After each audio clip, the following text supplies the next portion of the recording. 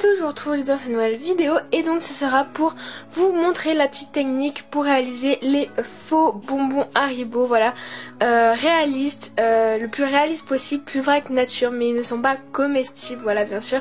C'est un petit tuto DIY, j'espère vraiment que ça vous plaît. En fait je vais tout simplement vous montrer ce que j'utilise. Donc en fait c'est la pâte Oyumaru, sûrement peut-être vous connaissez d'ailleurs sûrement cette petite technique, je suis pas la première à l'avoir fait, mais comme ça m'a été demandé, je me dis vraiment ça peut être très sympa de vous montrer cette petite technique. Donc en fait la pâte Oyumaru est plus connue, moi je la connaissais plus au tout début pour réaliser des moules, mais en tant que moule on va pas se le cacher, c'est pas top. Du coup je l'utilise pour réaliser mes bonbons et vous allez voir que c'est hyper simple, mais vraiment hyper simple. Donc je vais vous montrer la petite technique. Donc voilà comment ils se présentent les sachets, moi ils sont un peu tous en vrac, mais voilà, vous pouvez les trouver un peu dans tous les magasins de loisirs créatifs, style Cultura, etc. également sur internet.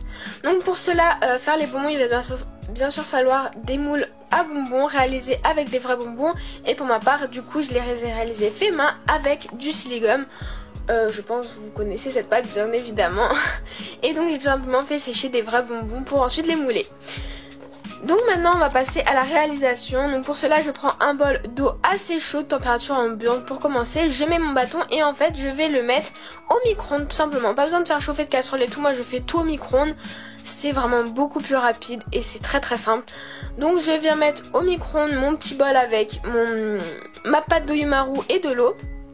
Donc l'eau va chauffer et en même temps l'Oyumaru va fondre. Donc 30 secondes c'est pas assez. Après vous rajoutez en fonction de comment est votre pâte Oyumaru, si elle est molle ou pas. Vous pouvez rajouter autant que vous voulez. Donc après c'est très chaud, faire très attention. Je récupère avec une pince et après je viens disposer dans le moule ma pâte qui est toute molle. Vraiment c'est assez drôle comme matière. Donc qui reste bien sûr transparente. C'est pas vraiment transparent mais vous voyez ce que je veux dire quoi, c'est trouble. Et donc je viens étaler pour en fait enlever l'excédent. En fait je tire l'excédent, ça s'enlève très facilement, il faut juste le faire directement histoire que ça sèche pas, parce que ça sèche vraiment très vite. Au bout de 5 minutes vous pouvez retirer votre bonbon du moule et voilà le résultat. Et vous faites ça avec toutes vos couleurs, tous vos moules et voilà vous avez tous vos petits bonbons.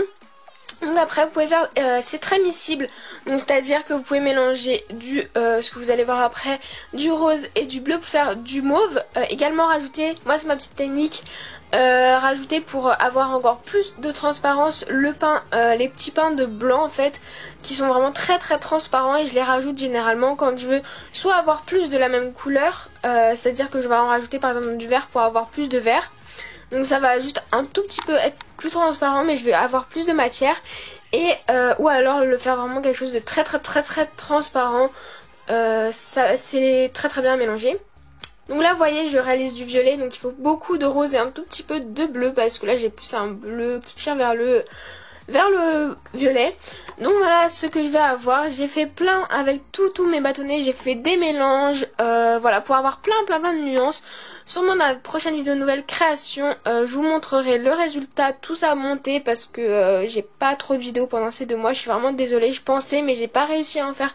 J'en ai que 2 je crois, donc j'espère pouvoir en faire plus, mais ça va être juste. Bref, je m'en excuse. De toute façon on vous prépare de toutes ces petites infos sur les réseaux sociaux.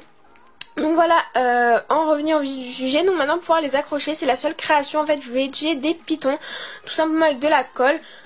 Ça tient quand même très bien, c'est une pâte, ça accroche bien, donc ça me fait moins peur qu'avec la Fimo.